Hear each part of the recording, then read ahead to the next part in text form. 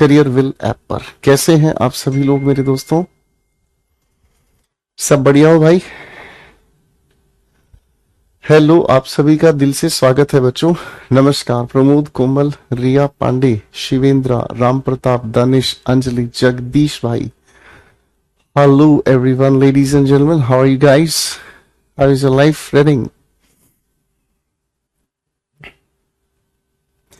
तो मेरे प्यारे छोटे भाइयों, आज हम आप सभी के साथ मिलकर टेंसेस की कहानी को आगे बढ़ाएंगे। हमने आप सभी के साथ मिलकर पिछली क्लास में टेंसेस में सिंस और फोर को लेकर एक बहुत ही प्यारी खूबसूरत सी बात को समझने का काम किया, और इस सिंस और फोर की लड़ाई के साथ साथ हम लोगों ने बेसिक लेवल को कंप्लीट कर लिया। यानी कि जितने भी हमारे टेंसेस हैं सभी की हेल्पिंग वर्ब और मेन वर्ब कैसे बनती है, कैसे काम करती है। नमस्कार सुभाष, अभिलाष, आस्था जी नमस्कार। कैसे हैं सारे भाई?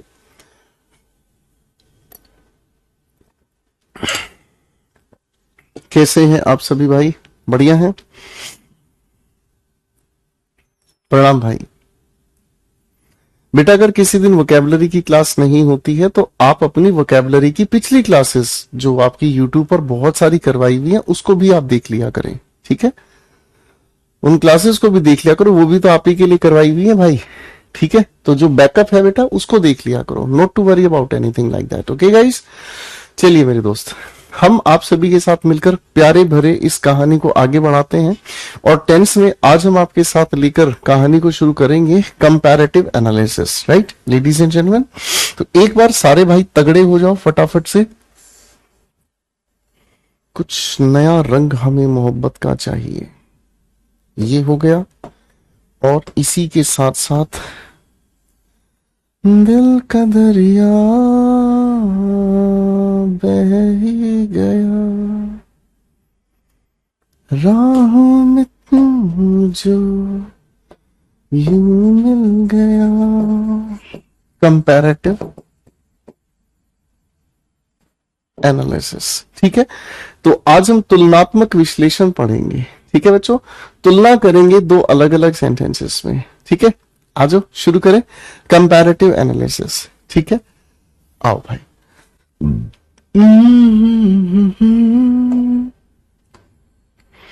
अब इस कंपैरेटिव एनालिसिस वाली सेगमेंट में हम सबसे पहले दो टेंसेस को आपके साथ मिलकर डिस्कस करेंगे मेरे प्यारे छोटे भाइयों। और इसमें हम सबसे पहले बात करेंगे प्रेजेंट इंडेफिनिट हमें कंफ्यूज करता है, इसका मतलब है वर्सेस। वर्सेस का मतलब होता है के विरोध में, ठीक है ना? वीएस का मतलब होता है वर्सेस। वर्सेस का मतलब क्या हुआ? किसी चीज के विरोध में, ठीक है? भर लिया था ये, ठीक है? वीएस का मतलब हो गया वर्सेस। वर्सेस का मतलब क्या हुआ भाई? किसी चीज के विरोध में। तो प्रेजेंट इंडेफिनिट की हम लड़ाई करवा रहे हैं आप सभी के सामने प्रेजेंट कॉन्टिन्यूअस की, ठीक है भाई? प्रेजेंट इंडेफिनिट के साथ हम लड़ाई करवा रहे हैं किसकी भाई? प्रेजेंट कॉन्टिन्यूअस की, ठीक है? मेरे प्यारे छोटे भाइयों, जब हम प्रेजेंट इंडेफिनिट की बात करते हैं, जब हम प्रेजेंट इंडेफिनिट की बात करते हैं तो प्रेजेंट इंडेफिनिट टेंस काम कैसे करता है, आओ थोड़ा सा ध्यान से समझते हैं मेरे छोटे भाइयों। जब हम प्रेजेंट इंडेफिनिट की बात करते हैं तो प्रेजेंट इंडेफिनिट अपने आप में काम करता है किस चीज का? जब हम मेंशन करना चाहते हैं, क्या चीज मेंशन करना चाहते हैं? जब भी हम मेंशन करना चाहते हैं किसी हैबिट को ही हम क्या कह सकते हैं? Routine action. रूटीन एक्शन को ही अगर हम कहना चाहें तो किसी भी इंसान के प्रोफेशन की बात करना चाहें, या फिर अगर हम कहें तो किसी भी डेली एक्टिविटी की अगर हम बात करें तो। एक बार सारे बच्चे फटाफट से कमेंट्स में इन चारों पॉइंट्स को लिखकर दिखाएंगे। चलो चलो चलो फटाफट से चारों पॉइंट्स को लिखकर दिखाएंगे। देखो बहुत सारे बच्चे गलती करने वाले हैं। क्या गलती करने वाले हैं? हैबिट में डबल बी लगाना गलत है मेरे प्यारे छोटे दोस्तों। हॉबी के अंदर डबल बी आता है, ठीक है? बहुत सारे बच्चे हैबिट की स्पेलिंग गलत लिखते हैं। हैबिट का मतलब क्या होता है? आदत होती है, ठीक है ना? हॉबी में डबल बी आता है जबकि हैबिट में सिंगल बी आता है। इसको ध्यान रखना, कोई गलती ना करे, ठीक है बेटा? चलो आ जाओ। जब भी कोई इंसान अपनी आदत बताता है, रूटीन एक्शन बताता है, किसी इंसान का कोई प्रोफेशन है, जैसे मैं आपका टीचर हूं, मेरा क्या प्रोफेशन है, मेरा काम है आपको पढ़ाने का, बोलो हाँ, ठीक है। अगर एक सिंगर के मैं प्रोफेशन की बात करूंगा, वो सिंगिंग करता है। एक आर्टिस्ट के प्रोफेशन की बात करूं तो वो क्या करता है, खूबसूरत पेंटिंग बनाता है, बोलो हाँ, ठीक है दोस्त, ठीक है। इसी तरीके से डेली एक्टिविटी कोई भी हो, उस चीज को बताने के लिए हम प्रयोग करते हैं किसका, प्रेजेंट इंडेफिनिट टेंस का, ठीक है। मैं आपके सामने दो वाक्य बोल रहा हूं, मैं आपके सामने दो वाक्य बोल रहा हूं। पहला वाक्य मैंने कहा वह अखबार पढ़ता है, वह अखबार पढ़ता है। फिर मैंने दूसरा वाक्य आपके सामने कहा वह हर रोज अखबार पढ़ता है। इन दोनों वाक्यों में कौन सा ऐसा वाक्य है जो हैबिट या रूटीन की जानकारी हमें दे रहा है? चल मेरे भाई, थोड़ा सा मुझे बताओ, थोड़ा सा मुझे सोच के बताओ।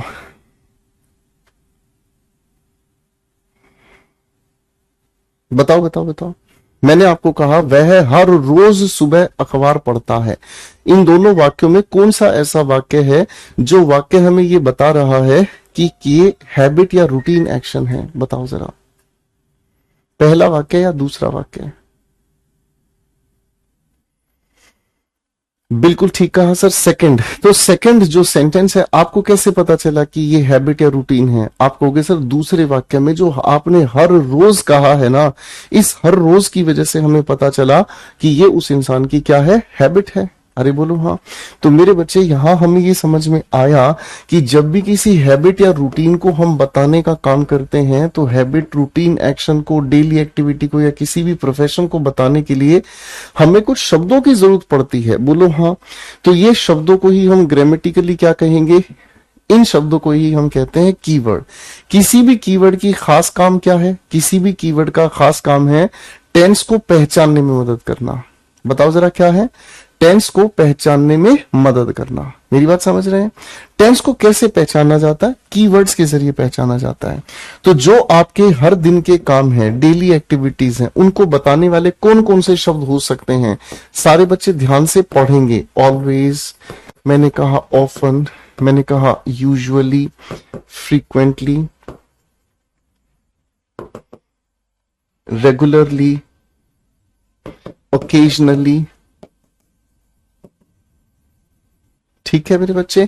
मैंने आपको कहा क्या चीज, never, seldom, hardly, rarely, barely, scarcely. कितने प्यारे प्यारे शब्द हैं, पढ़कर देखना है साथ साथ, ठीक है। पढ़कर देखना है, जो बच्चा पढ़ेगा वो साथ साथ सीखेगा, याद करेगा, ठीक है। Every day, every morning, every night, ठीक है बेटा। Daily, day in and day out, इसका मतलब होता है सारा सारा दिन। Day in and day out का मतलब होता है बाबू क्या, सारा सारा दिन। कोई काम लगातार आप सारा सारा दिन करते हैं, ठीक है बेटा, है ना? ठीक है बेटा, शाबाश, बहुत ही बढ़िया। ऑफ एंड ऑन एटसेट्रा, ठीक है। ऑफ एंड ऑन, यदा कदा इसकी हिंदी होती है। तो मेरे बच्चों, जब इन वाक्यों की हम बात करते हैं, चलो मैं इसी बात को आपके लिए ना कुछ वाक्यों से समझाता हूं, ठीक है। कुछ वाक्य लिख रहा हूं, जरा इन लिखे हुए सेंटेंसेस को ध्यान से देखने की कोशिश करेंगे, ठीक है। पहला वाक्य,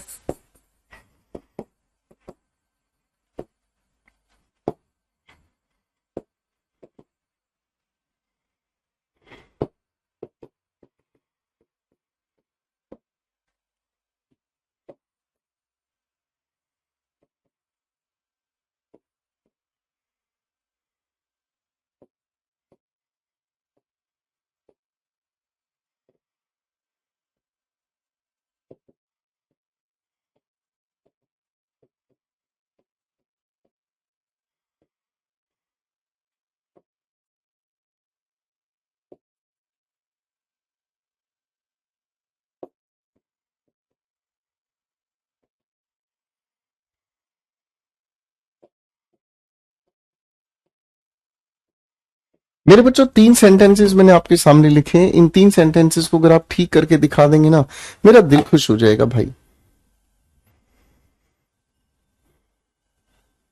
बस इन 3 सेंटेंसेस को अगर आप ठीक से मुझे बनाकर दिखा देंगे, सादा दिल खुश हो जाएगा वीरे।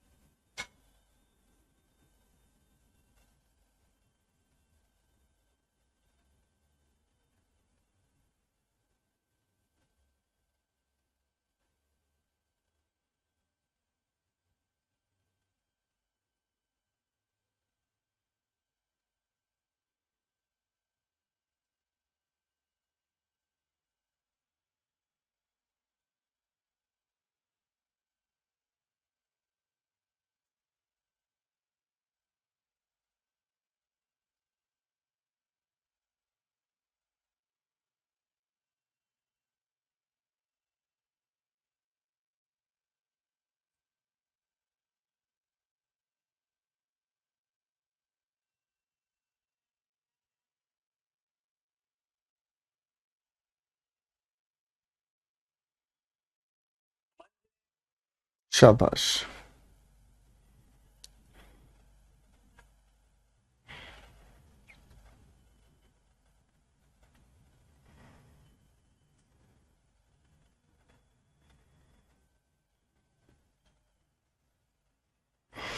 तो मेरे बच्चों, अगर आप इसकी बात को ध्यान से समझोगे तो तीनों सेंटेंसेस को मेरे साथ मिलकर पढ़ोगे ध्यान से।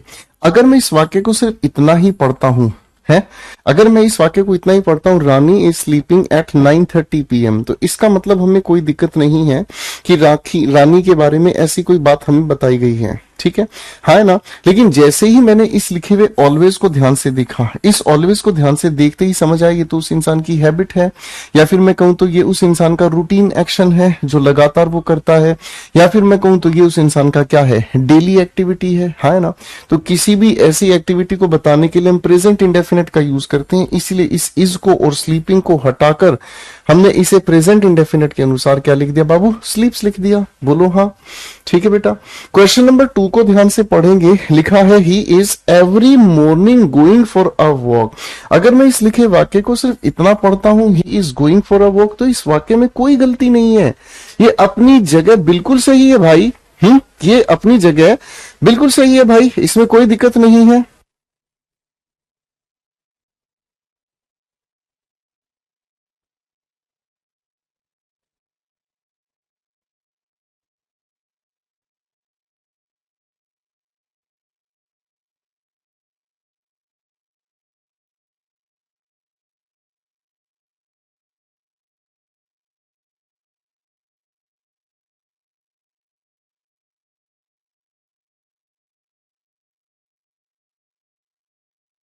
और मेरे बच्चों, अगर इसको ध्यान से हम समझेंगे एवरी मॉर्निंग को, तो आप कहोगे सर इस एवरी मॉर्निंग को अगर आप ध्यान से समझेंगे तो ये एवरी मॉर्निंग क्या है हमारे सामने। आप कहोगे गुरुजी एवरी मॉर्निंग का मतलब तो वो हर सुबह ये काम करता है, उसकी रूटीन एक्शन हो गया। अब बाबू रूटीन एक्शन को बताने के लिए कौन सा टेंस चाहिए, प्रेजेंट इंडेफिनिट, तो इसको हटाकर हम लोगों ने क्या लिख दिया भाई, गोस, करेक्ट हो गया। अब मुझे एक बात बताओ मेरे दोस्तों, क्या ये लिखा हुआ एवरी मॉर्निंग सही जगह पर है।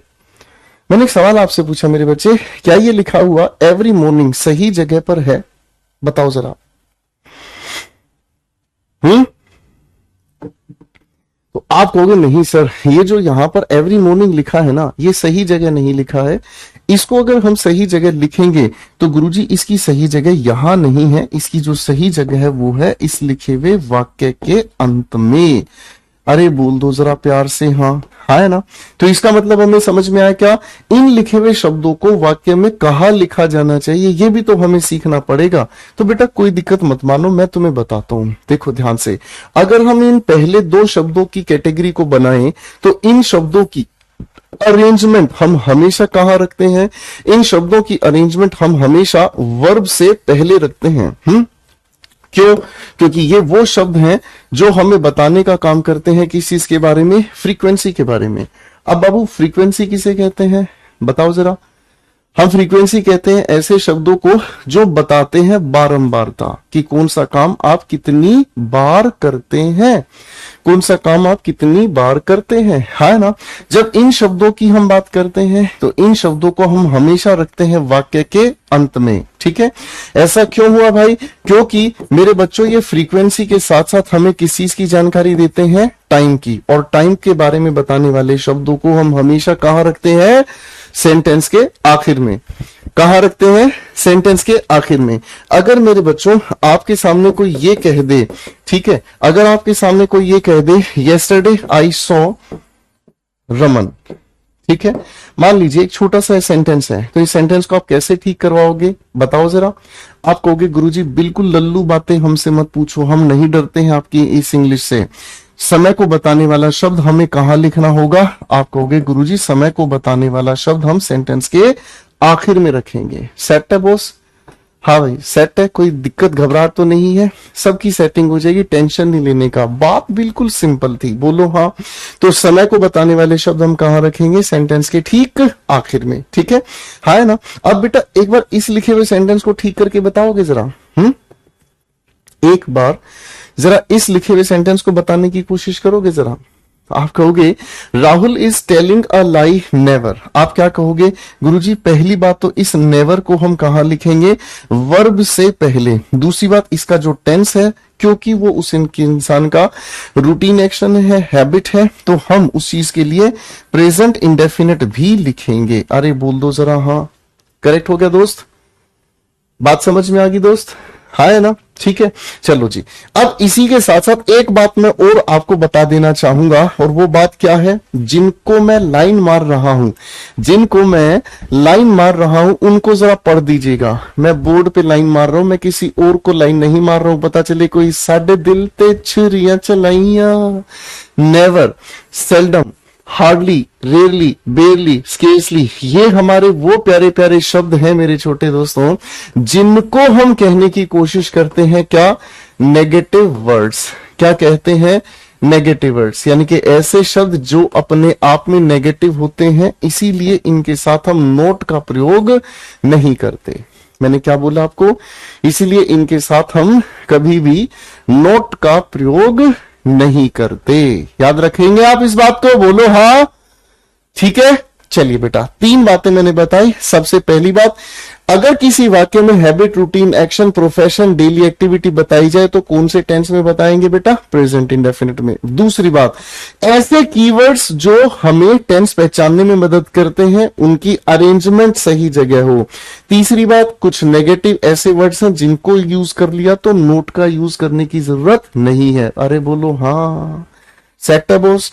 चलो भाई, एक बार आपके सामने फिर से चार सेंटेंस लिख रहा हूं, तगड़े हो जाओ फटाफट से, हैं, तगड़े हो जाओ फटाफट से, ठीक करके दिखाएं।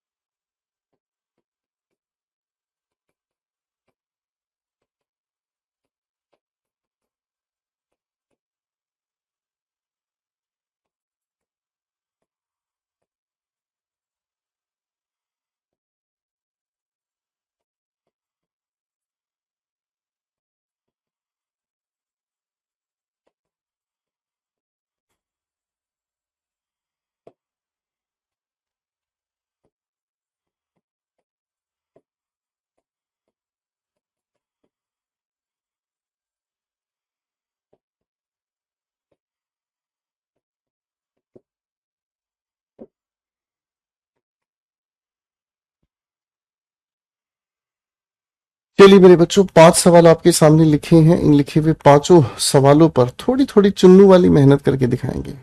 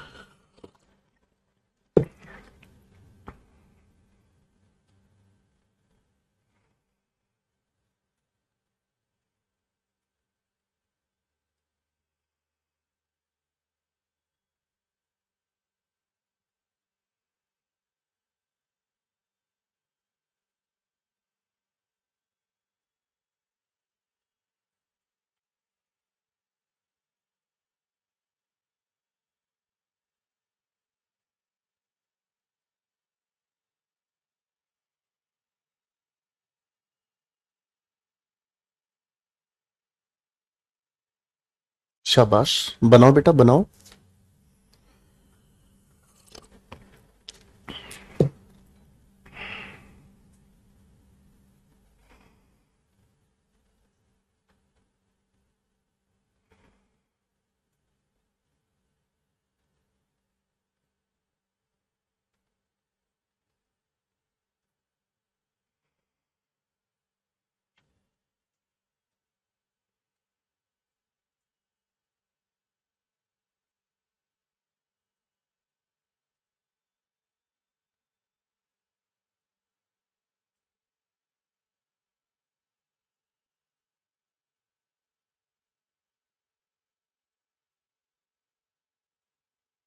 शाबाश।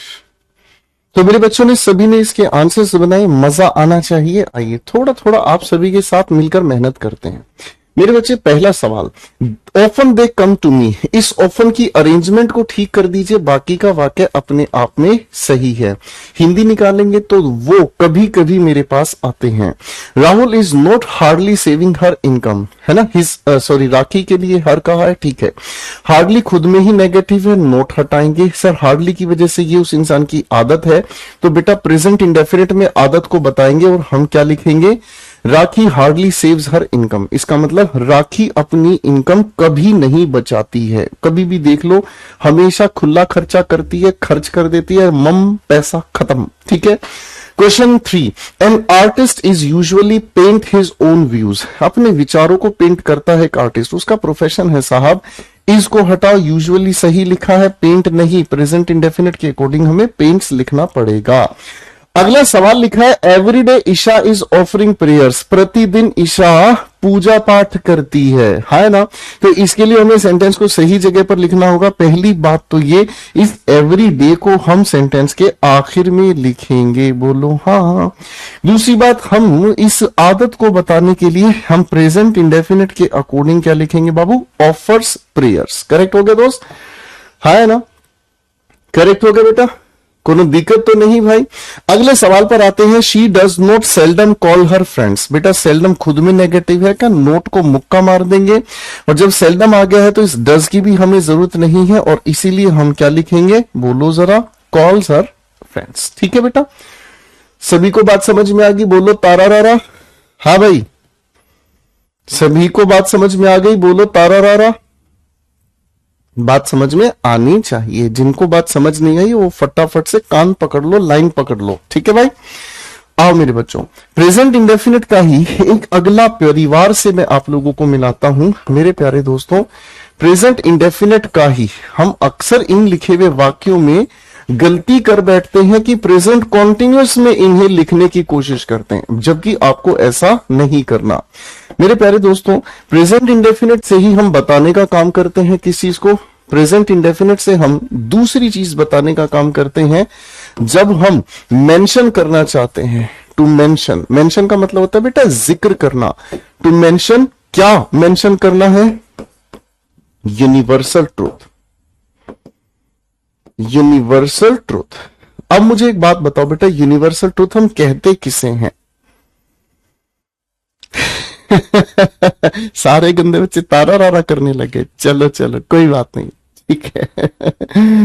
चलो चलो, ठीक से पढ़ाई कर लो, जलेबी मिलेगी। जो ठीक से नहीं पढ़ाई करेगा उसको जलेबी नहीं, उसको कॉकरोच का जूस पिलाएंगे हम, ठीक है, और एक गरम फिनाइल पिलाएंगे ससुरा। यूनिवर्सल ट्रूथ किसे कहते हैं? यूनिवर्सल ट्रूथ को हिंदी में हम कहते हैं सार्वभौमिक सत्य, यानी कि एक ऐसा सच जो हर कोई मानता है, ठीक है ना। अब हर किसी का वो सच मानने की वजह क्या है, क्यों सच मानता है, क्या कारण है, तो मेरे छोटे बच्चों इस कारण की भी मैं जानकारी आपको दे देता हूं, ठीक है ना। एक सुंदर सा रंग मुझे मिल जाए मोहब्बत का, फिर लिख दूं सारी बातें तुम्हारी जुल्फों पे। ओए होए होए, गुरुजी सुबह सुबह आशिकी वाली बातें छेड़ दी, क्या बात है, क्या बात है। गुरुजी रंगीन हुए पड़े हमारे, कोई बात नहीं जी। हम सबसे पहले यूनिवर्सल ट्रूथ में क्या चीज मेंशन करते हैं मेरे बच्चों? सबसे पहले हम मेंशन करते हैं कोई भी साइंटिफिक फैक्ट, यानी कि जो वैज्ञानिक तथ्य है जिसे विज्ञान ने सिद्ध किया है, हम उस चीज को प्रेजेंट इंडेफिनिट में बताते हैं। ठीक है दोस्त, आ जाओ, प्यार करते हैं एक दूसरे से, है ना। मैंने आपके सामने वाक्य लिखा, water is freezing at 0 degree Celsius. हाँ भाई, सेंटेंस में कोई लोचा है तो बता दो। सेंटेंस में कोई लोचा है तो बता दो। क्या बात है जी, बात सच हो गई, है ना। आप कहोगे गुरुजी जब ये वैज्ञानिक रूप से सच है तो प्रेजेंट इंडेफिनिट में बताओ ना, काहे काहे काहे नौटंकी करवा दे रहे हो हमारे साथ। अरे बोलो हाँ, ठीक है। अगर मैं आपके सामने कहता हूं एक छोटी सी बात, द अर्थ अट्रैक्ट्स एवरीथिंग। अरे हाँ, है ना, जो पृथ्वी है वो हर चीज को अपनी ओर आकर्षित करती है। अरे बोलो हाँ, पृथ्वी अपनी ओर आकर्षित करती है हर एक चीज को। ये क्या है? पृथ्वी का गुरुत्व आकर्षण बल है कि ना। ठीक है, वैज्ञानिक तथ्य जितने भी हैं सभी इसी परिवार से जुड़ते हैं। फिर मेरे भाई आ जाओ दूसरी कैटेगरी में, जितने भी मैथमेटिकल स्टेटमेंट हैं, जितने भी हमारे मैथमेटिकल गणितीय आधार हैं, जितने भी हमारे मैथमेटिकल फैक्ट्स हैं, सब के सब प्रेजेंट इंडेफिनिट में ही बताए जाते हैं।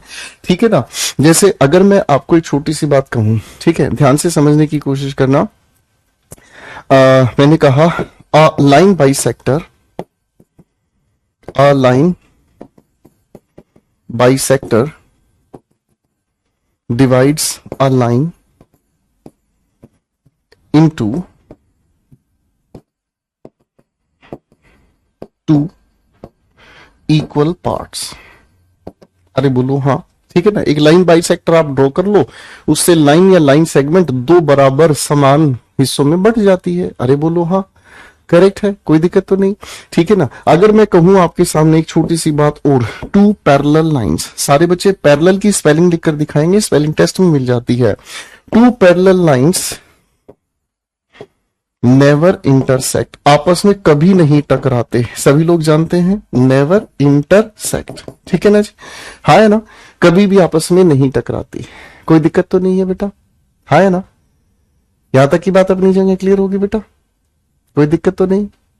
बबीता जी, मैं टॉपिक खत्म होने के बाद आपके साथ मिलकर टॉपिक के क्वेश्चंस की प्रैक्टिस करवाऊंगा, और वो सारी पीडीएफ आपको नोट्स वाले सेक्शन में पहले से ही दी जा चुकी हैं। ठीक है बच्चे, अब आप पढ़ाई पे ध्यान दो। ठीक है बेटा, करेक्ट होगी यहां तक की बात। चलो, इसी की एक और कैटेगरी हम बनाकर चलते हैं। इसी की एक और कैटेगरी हम बनाकर चलते हैं, और एक और कैटेगरी है जिसे हम कहते हैं फिलोसॉफिकल फैक्ट। फिलोसॉफिकल फैक्ट, आप कहोगे जी फिलोसॉफिकल फैक्ट का मतलब क्या हुआ, ये भी बता दो। देखो बेटा बच्चों, इस बात को ध्यान से समझना। फिलोसॉफिकल शब्द बना है फिलोसॉफी से, फिलोसॉफी से। ठीक है, जब फिलो की हम बात करते हैं तो फिलो का मतलब होता है लव। सोफी का मतलब क्या होता है? सोफी का मतलब होता है विजडम। विजडम को ही अगर हम लव के साथ जोड़ देते हैं तो इसका एक और अर्थ निकलता है लाइफ। ठीक है ना। इसको हिंदी में हम कहते हैं दर्शन शास्त्र। क्या कहते हैं? दर्शन शास्त्र, यानी कि जो जीवन को देखने का तरीका बनाता है, जो जीवन को देखने का तरीका बनाता है। जैसे मैं अगर आपसे पूछूं, है ना, मैं अगर आपसे पूछूं हाँ भाई आप जिंदगी को कैसे देखते हैं, है ना, तो आप बताओगे गुरुजी जिंदगी को कैसे देखना है, मौज लो, रोज लो, टेंशन फ्री होकर जिंदगी जियो। साला काय टेंशन लेना है, ये जिंदगी को देखने का तरीका है ना। अरे बोलो हाँ। तो फिलोसॉफिकल फैक्ट क्या होते हैं? जो जिंदगी को देखने का तरीका बनाते हैं। जैसे मैंने आपको कहा, डेथ कम्स टू ऑल, मृत्यु हर किसी को मिलती है भाई, है ना। इसी की वजह से एक इंसान डरता है। अरे हाँ, है ना। क्या मेरी बात समझ में आ रही है? अरे बोलो हाँ। मृत्यु हर किसी की आती, इसी वजह से एक इंसान अपनी जिंदगी का आनंद लेता है कि हर पल यहां जी भर जियो, जो है समा कल हो ना हो, है ना। जैसे मैंने आप सभी के सामने लिखा, God has a plan for you. भगवान ने हर किसी के लिए कोई ना कोई प्लान बनाया हुआ है कि नहीं? भगवान ने हर किसी के लिए प्लान बनाया हुआ है। और भाई, जिसने भी इस जिंदगी को भगवान के अनुसार जिया, वो जिंदगी को मस्त जी रहा है। अरे हाँ, है ना। मेरी बात समझ में आ रही है? अरे बोलो हाँ, ठीक है ना, है ना। जैसे मैं अगर आपके सामने एक और एग्जांपल कहूं, life begins when we live it full, ठीक है ना जी। जब हम पूरे तरीके से जीना शुरू करेंगे, जिंदगी वहीं से शुरू होती है। अरे हाँ, है ना। बात समझ गए बेटा? ये सब फिलोसॉफिकल बातें हैं। जितनी भी फिलोसॉफिकल, जो जीवन को देखने का तरीका सिखाती हैं, ये सभी की सभी चुन्नू मुन्नू बातें हम किसमें बताते हैं दोस्तों? प्रेजेंट इंडेफिनिट से ही बताते हैं। सेट हो गया मामला भाई? है ना। करेक्ट हो गया। चलिए दोस्तों, अब इसी के बाद आती है एक अगली बातचीत, ठीक है। इसी के बाद आती है एक अगली बातचीत, राइट। और उसके लिए हम कहते हैं क्या? साइकोलॉजिकल। क्या कहते हैं भाई? Psychological fact. आप कहोगे गुरुजी ये क्या ले आया, ऐसे ऐसे मुश्किल मुश्किल शब्द मत लिखा करो, हम डर जाते हैं। मैं आपके लिए कुछ भी मुश्किल नहीं बनाऊंगा, सबका हलवा बना के खिला दूंगा भाई। साइकोलॉजिकल शब्द बना है साइकोलॉजी से, ठीक है। किससे बना बेटा? साइकोलॉजी से बना है। साइकोलॉजी का मतलब क्या होता है जी? साइकोलॉजी का मतलब क्या होता है, ठीक है। अब साइकोलॉजी का मतलब क्या होता है, इसको थोड़ा सा समझते हैं।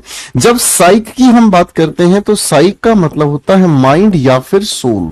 साइक का मतलब होता है माइंड या फिर सोल। लॉजी का मतलब होता है स्टडी ऑफ, ठीक है ना। यानी कि जो भी किसी इंसान के आत्मा का या किसी भी इंसान के माइंड के स्टडी को बताता है, उसे हम साइकोलॉजिकल कहते हैं, है ना। एक बच्चा परेशान हुआ, वो कह रहा है सर यहां पर ये जो हैज लिखा है, ये प्रेजेंट इंडेफिनिट लिखा है। क्या बात है बेटा।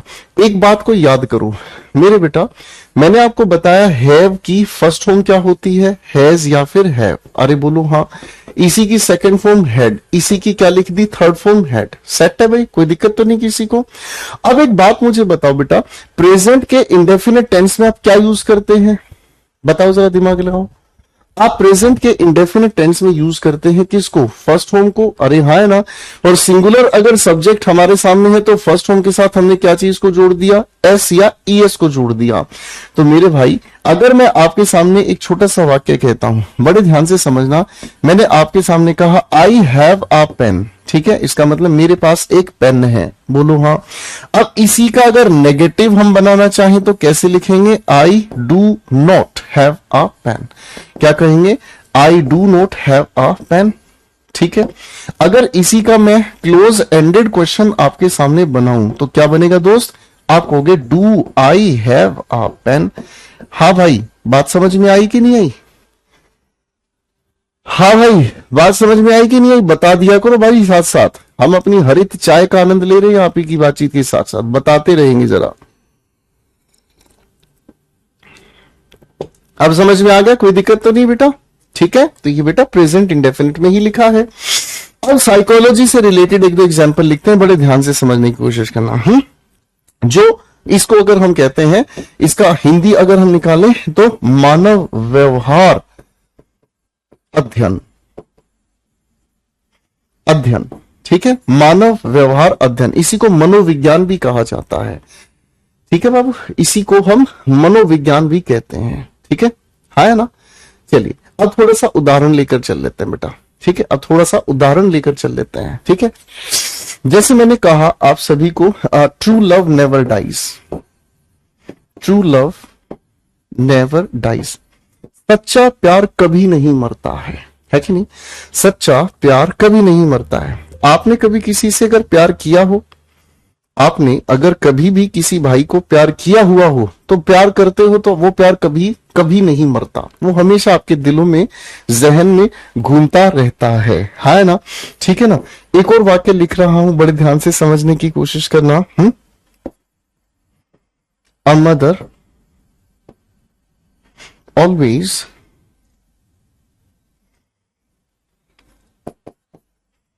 Takes care of her children selflessly. Selflessly का मतलब क्या होता है? अपने आप को स्वार्थहीन बनाकर, ठीक है? अपने आप का स्वार्थ छोड़कर, अपना कोई स्वार्थ नहीं है, लेकिन एक मां अपने बच्चों को हमेशा निस्वार्थ होकर प्यार करती है। व्यवहार है, आप देख सकते हैं, है ना? तो चलो मेरे भाई, एक बार मुझे बता दो, यूनिवर्सल ट्रूथ को 4 हिस्सों में बांट दिया। पहला साइंटिफिक फैक्ट, दूसरा मैथमेटिकल फैक्ट, लिखकर दिखा दो फटाफट से, तीसरा फिलोसॉफिकल फैक्ट, और चौथा क्या लिख दिया बाबू? Psychological fact. सेट है बॉस? बताओ भाई। एक भाई कह रहा, भाई को क्यों करेंगे प्यार? अरे यार, हर बार गर्लफ्रेंड बॉयफ्रेंड ही चाहिए क्या तुमको? ए ससुरे, है? हर बार तुमको गर्लफ्रेंड बॉयफ्रेंड ही चाहिए क्या? ये बदतमीज औरत, नालायक इंसान। अरे कभी कभी तो भाइयों को भी प्यार कर लिया करो भाई। ये नालायकों की खोज।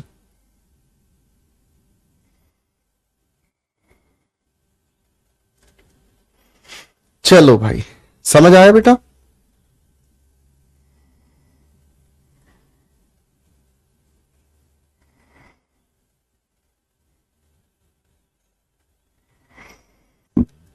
चलिए बेटा जी, आओ।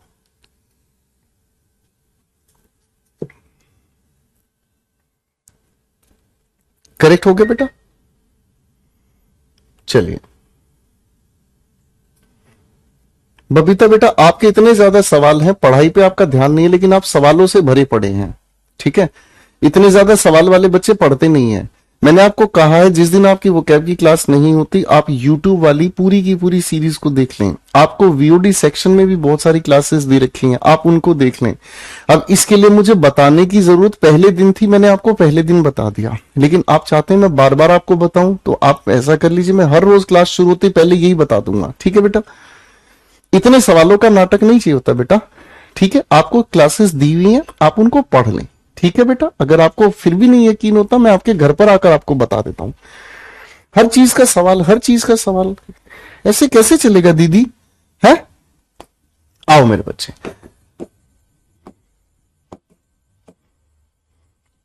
प्रेजेंट इंडेफिनेट के एक और परिवार से हम मिलते हैं।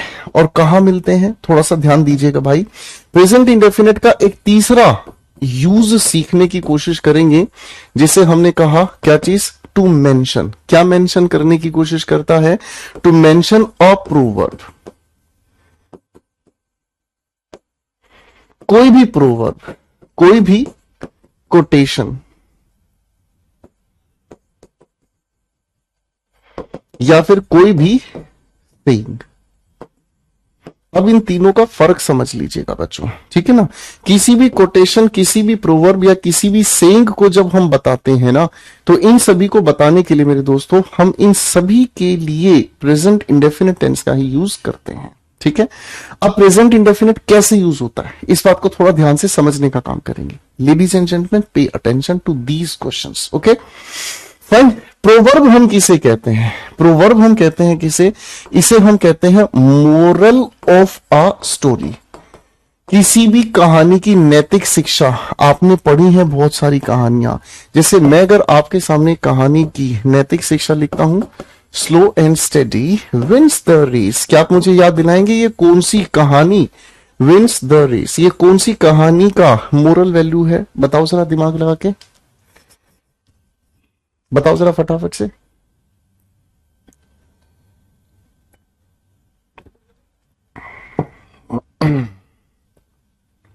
बताओ बताओ बताओ। याद आ गया होगा, खरगोश और कछुए की कहानी। अरे हाँ ना, अरे भाई बोलो हाँ, ठीक है? जैसे अगर हम कहते हैं ट्रुथ ऑलवेज ट्रायम्फ्स, ठीक है जी, सत्य की हमेशा जीत होती है, कौन सी कहानी है? बताओ जरा। बताओ बताओ, ठीक है। पुरानी बातें हैं, याद होंगी कहीं ना कहीं, किसी न किसी कहानी में इनको आपने पढ़ा है। कोटेशन की अगर हम बात करते हैं तो कोटेशन का मतलब होता है taken words from a text, किसी भी किताब से, किसी भी पुस्तक से लिए गए शब्द।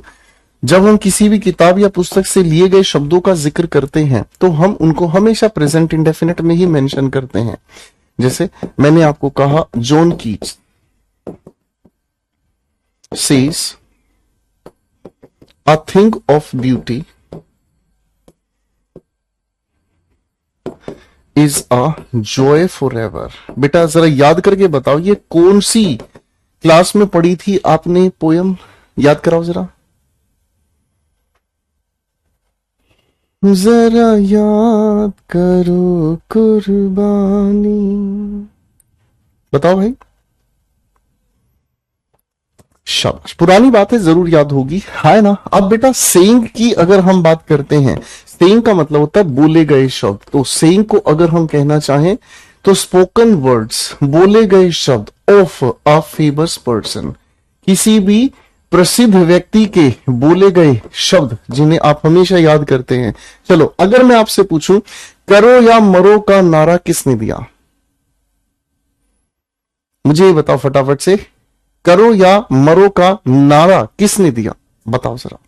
चलो भाई, सभी को याद है, 12वीं कक्षा में ये पढ़ा था, जॉन कीट्स की ये पोएम थी, सभी को याद है। बहुत बहुत शुक्रिया बच्चों, वेरी नाइस। मैंने आपसे एक सवाल पूछा, डू और डाई किसने नारा दिया था?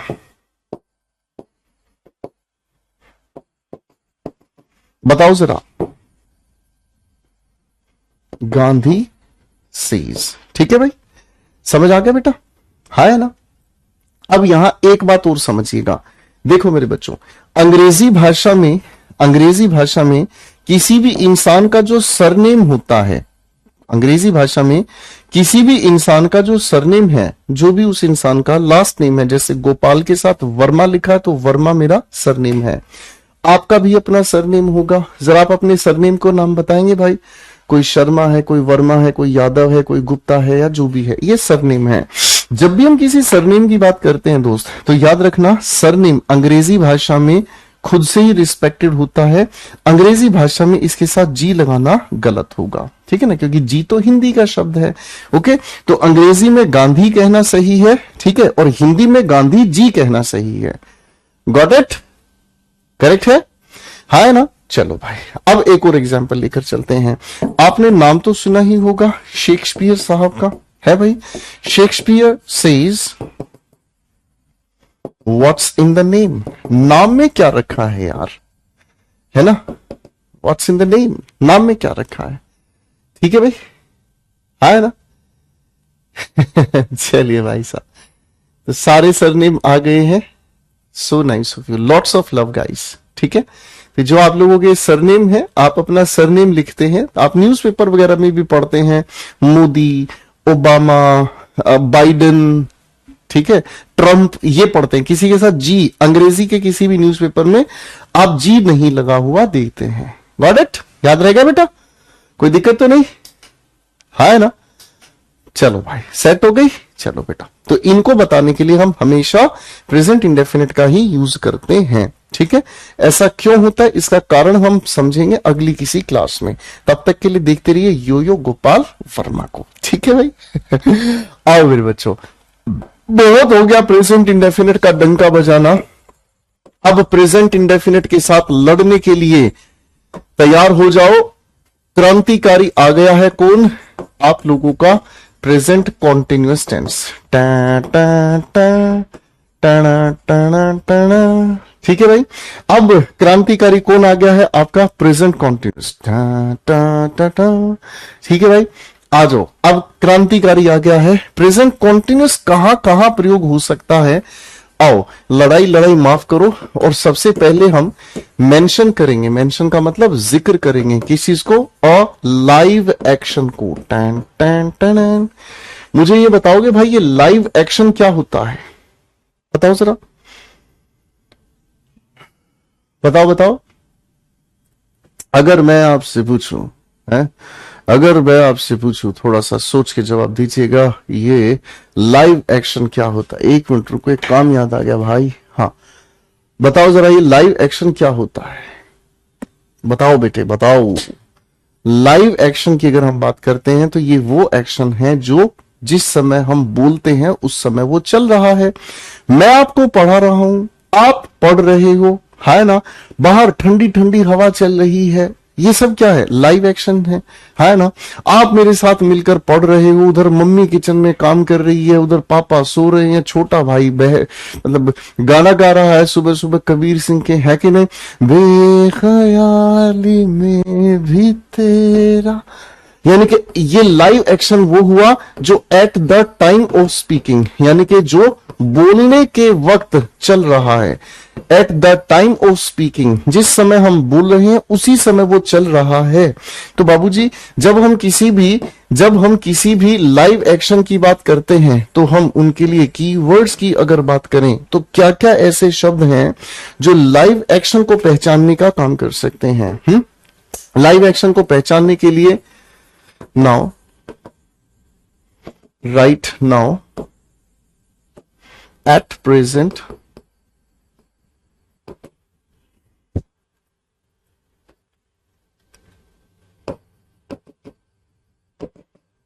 at this time, at this point of time, currently, etcetera.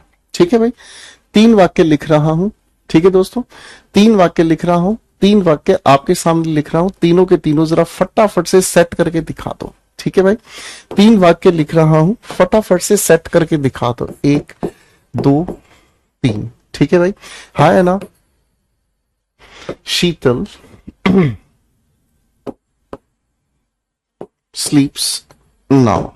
ठीक है,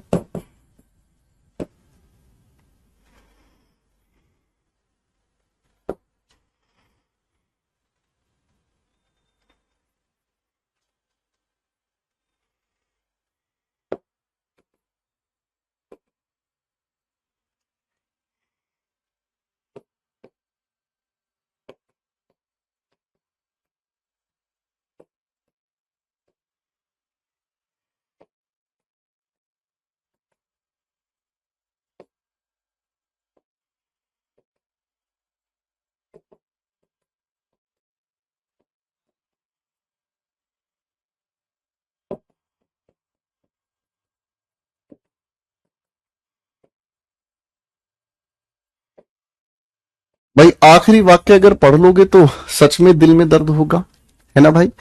आखिरी वाक्य अगर पढ़ लोगे ना तो सच में दिल में दर्द होगा।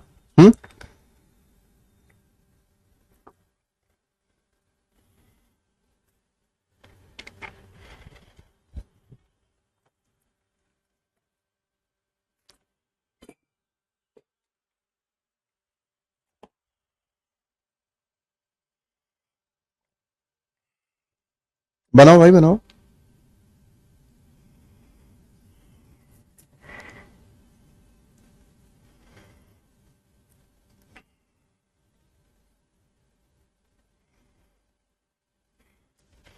शाबाश।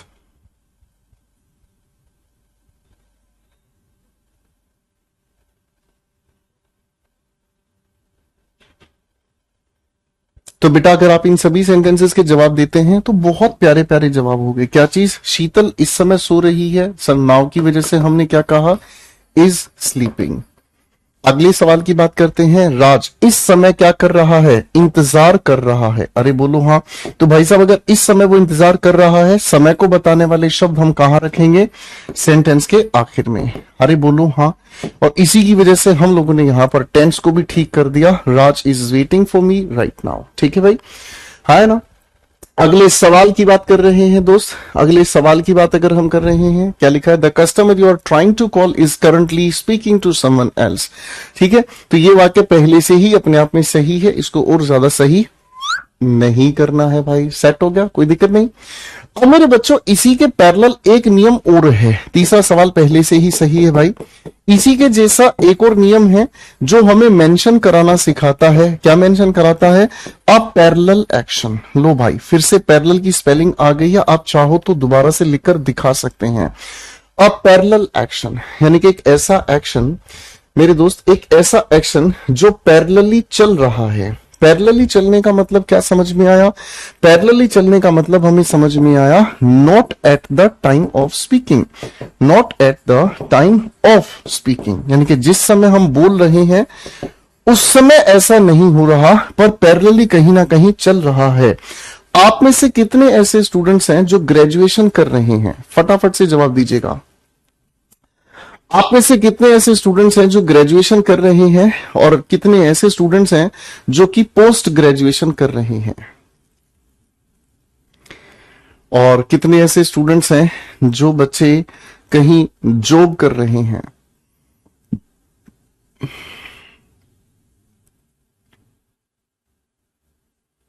करंटली हमेशा वर्ब से पहले लिखा जाता है बेटा। तो देखो बेटा, आप लोगों के जो जवाब हैं, इन जवाबों को ध्यान से सुनना। आप में से बहुत सारे स्टूडेंट्स हैं जो इस समय ग्रेजुएशन कर रहे हैं, बहुत सारे ऐसे बच्चे हैं जो पोस्ट ग्रेजुएशन कर रहे हैं, बहुत सारे ऐसे भी बच्चे हैं जो कहीं ना कहीं क्या कर रहे हैं, नौकरी कर रहे हैं। अब बात को ध्यान से समझना मेरे बच्चे, जब इस बात को आप कॉन्सेप्चुअली समझोगे तो आपको एक बात समझ में आएगी।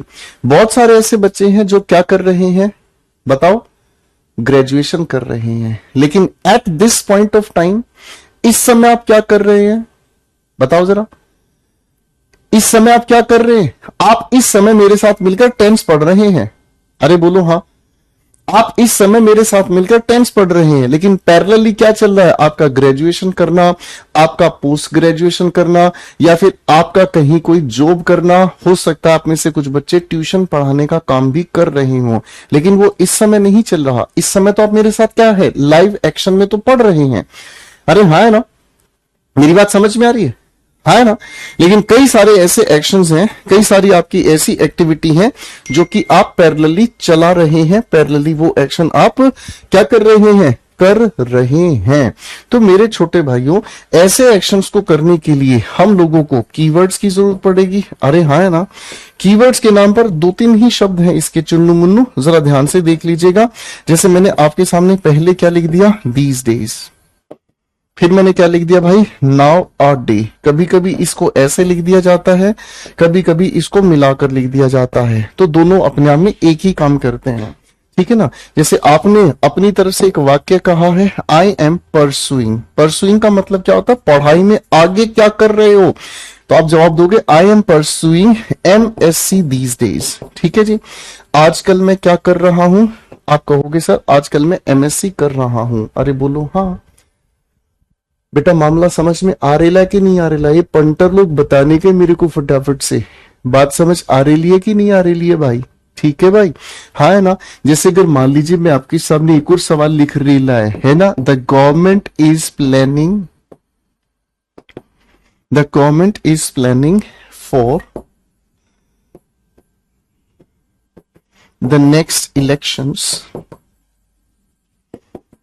These days. आजकल क्या चल रहा है, अगले इलेक्शंस की प्लानिंग चल रही है कि नहीं?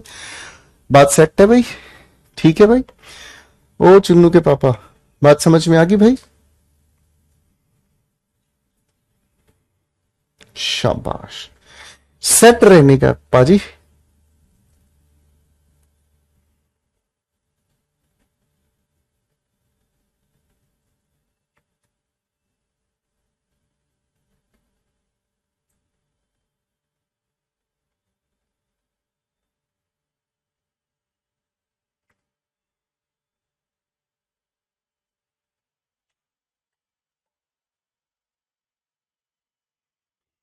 शाबाश, समझ आ गया बेटा? फटाफट से मुझे बताओ।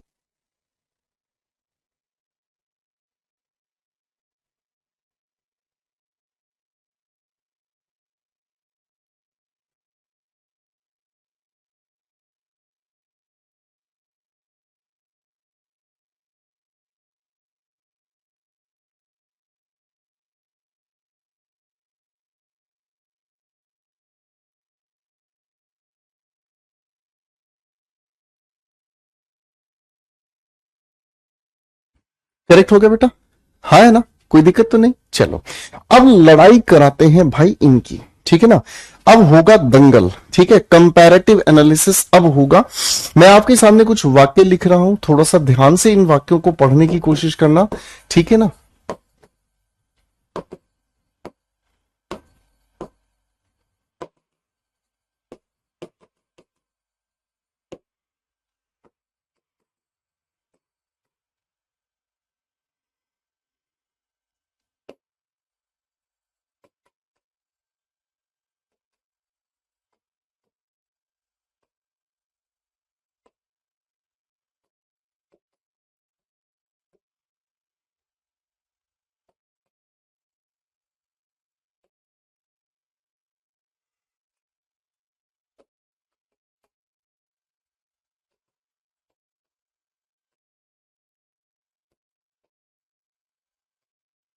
कुछ वाक्य लिख रहा हूं, बड़े ध्यान से समझने की कोशिश कीजिएगा, ओके गाइस।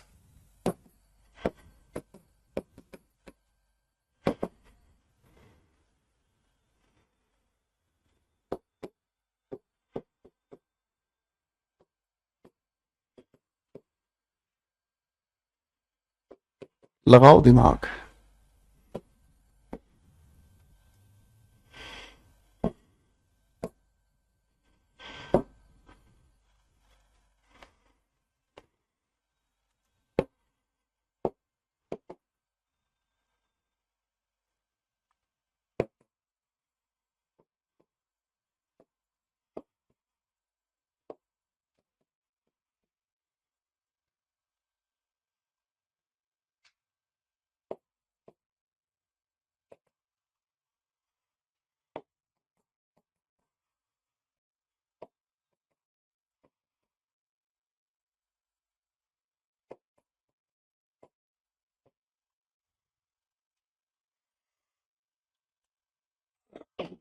छह वाक्य लिखे हैं, छह के छह लिखे हुए इन वाक्यों को ठीक करके दिखाओ, ठीक है। चलो भाई बना के दिखाओ।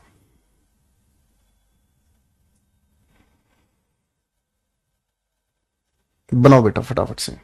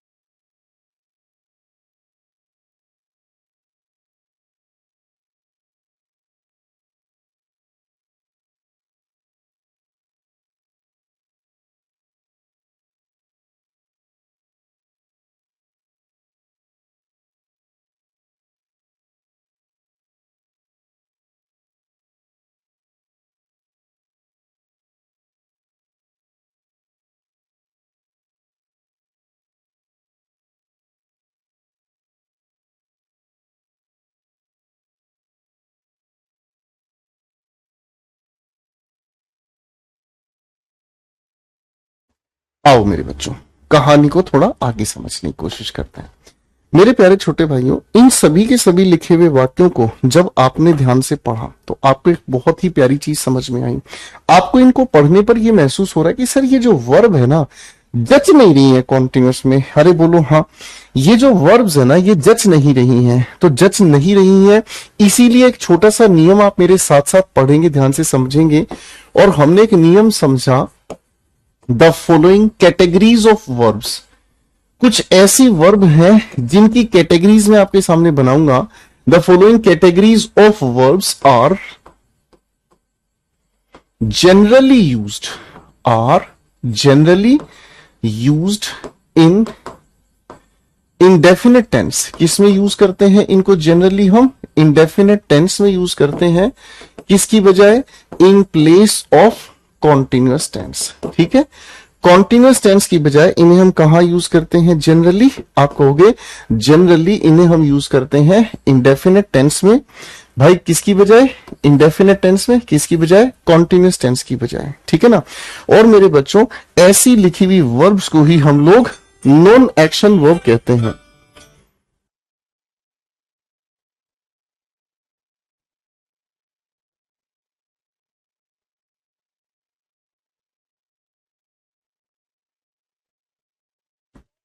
तो बच्चों, इस चीज को हम लोग कहते हैं नॉन एक्शन वर्ब्स। इस चीज को हम क्या कहते हैं?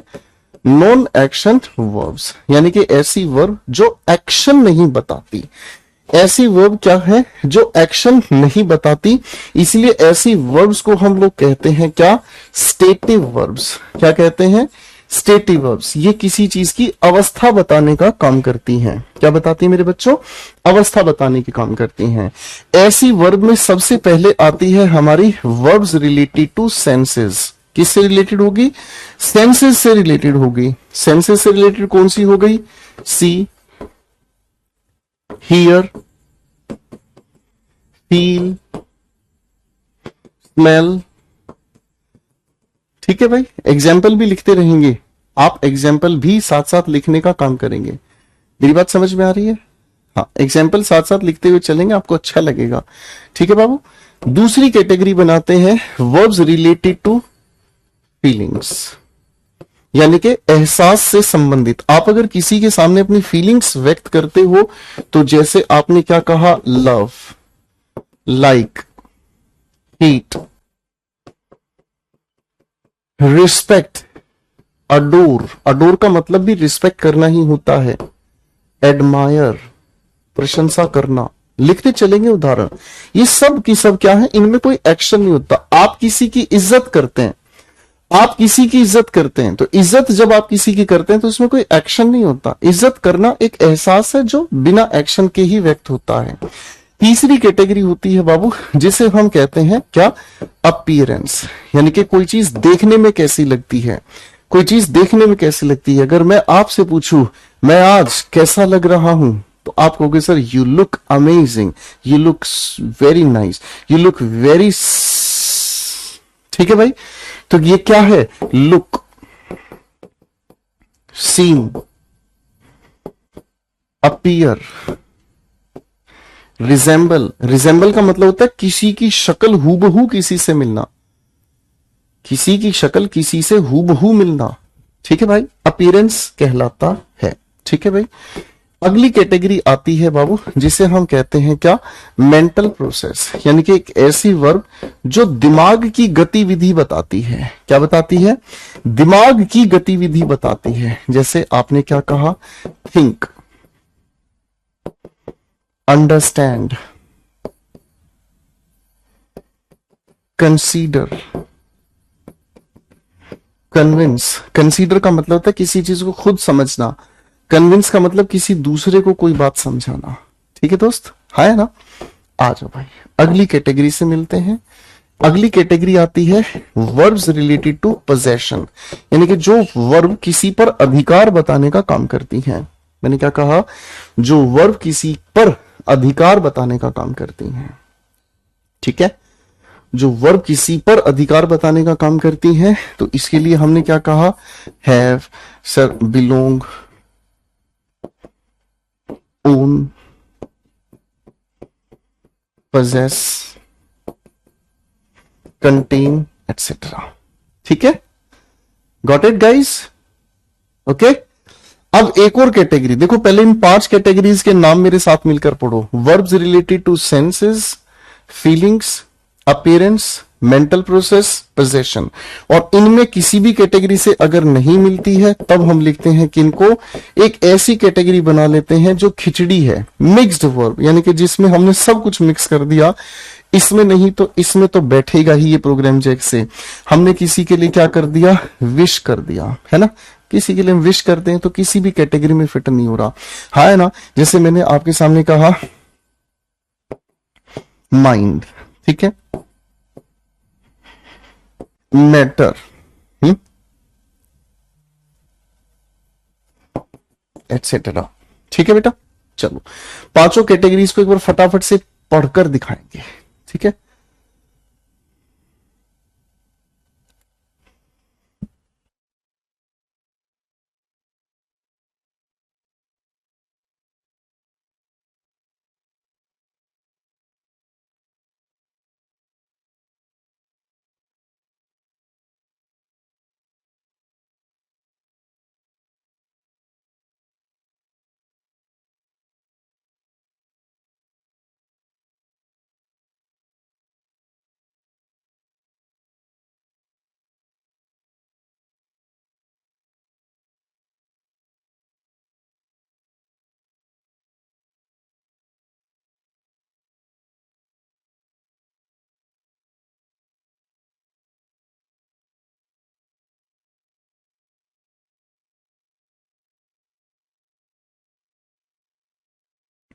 आओ मेरे दोस्तों, तो अब इसी के आधार पर हम इन सेंटेंसेस को ठीक करेंगे, फटाफट से देखेंगे। आप जब किसी को देखते हैं तो ये सेंस से रिलेटेड वर्ब है, इसीलिए हमने लिखा I see a beautiful picture. He is liking this new dress, वह इस नई ड्रेस को पसंद करता है। तो पसंद करने में कोई एक्शन नहीं, इसीलिए हमने क्या लिखा, ही लाइक्स दिस ड्रेस। और ये लाइक करना क्या है, ये किसी की एफ का मतलब फीलिंग हो गया। Shreya is seeming sad today, appearance की बात है भाई। श्रेया कैसी दिख रही है, आपने कहा उदास दिख रही है, अपीयरेंस की बात हो गई, ठीक है। He is wishing for a phone on his birthday, है ना। तो सर ये आपने क्या कहा, आप कहोगे सर ही विशेस फॉर, ये मिक्स्ड वर्ब कैटेगरी में हमने रख दिया, ठीक है बेटा। 2-4 बार पढ़ोगे ना ये याद हो जाएंगे, मिक्स्ड वर्ब कैटेगरी में रख दिया। They are having 3 acres of land in Patna, 3 एकड़ जमीन है। तो भाई साहब दे हैव, आप क्या कहोगे गुरुजी, ये पोजेशन है। It is not mattering to me, आप इसे ठीक करेंगे क्या कहकर, it does not matter to me. क्या कहोगे, it does not matter, mixed verb category में, ठीक है। तो मेरे बच्चे मुझे लगता है आज के लिए इतना पहले काफी है, ठीक है। पहले इस चीज सारी की सारी कहानी को अच्छे से पढ़कर आएंगे मेरे बच्चों, ठीक है। सारी कहानी को अच्छे से पढ़कर आएंगे, रिवाइज करके आएंगे। अगली क्लास में चाय यहीं से पिलानी शुरू करूंगा, ठीक है बेटा, फाइन। चलिए सारे के सारे भाई अपने नोट्स क्या बनाने हैं देख लो, ठीक है। ये सारा पढ़कर आना है, अच्छे से रिवाइज करके आना है, ताकि अगली क्लास के अंदर हम बहुत मजे से अपने लेवल को उठा सकें, ठीक है बेटा, है ना। चलिए मेरे बच्चों, तो आज के लिए इतना ही। Thank you so much. खुश रहे, मस्त रहे, रिवीजन करें। Take care, God bless you, love you all, bye.